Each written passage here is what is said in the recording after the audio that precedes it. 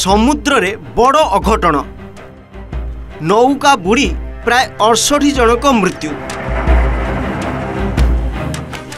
प्राय 74 जन निखोज नौकारे थिले 154 जन प्रवासी प्राय 154 जन प्रवासी को नहीं जाउथिला नौका बुड़ी जिबारु घटिची एमिति सांघातिक अघटन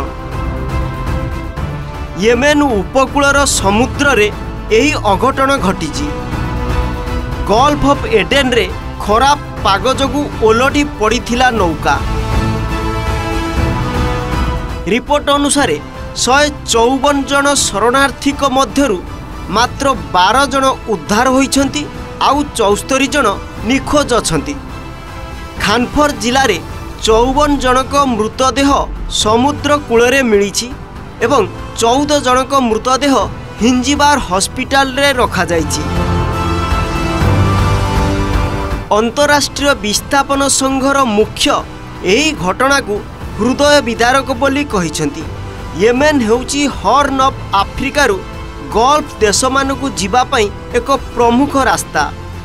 रिपोर्ट अनुसार 2024 रे 60,000 रु अधिक शरणार्थी येमेन रे पहुंची पारिछंती। यूएन अनुसार गत दशंधि रे एही रास्ता रे 3,400 रु अधिक मृत्यु एवं निखोज घटना रेकर्ड करा जाइछि।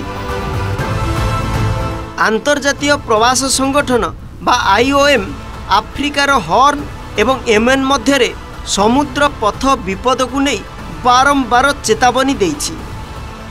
प्रवासी प्रायतः इथियोपिया एवं सोमालिया रु काम खोजिबा पई साउदी अरब एवं अन्य उपसागरीय राष्ट्र रे पहुँचवा आशारे नियमित एही समुद्र रे विपदपूर्ण पार होइथांती। चालिथिबा मानवीय संकट एवं दुर्बल सुरक्षा व्यवस्था सत्ते येमेन एबे भी प्रवासी मानक पई एक गंतव्य स्थल होई रहिछि।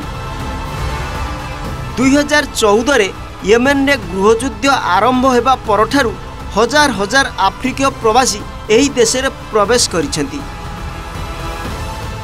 Bureau report OTV।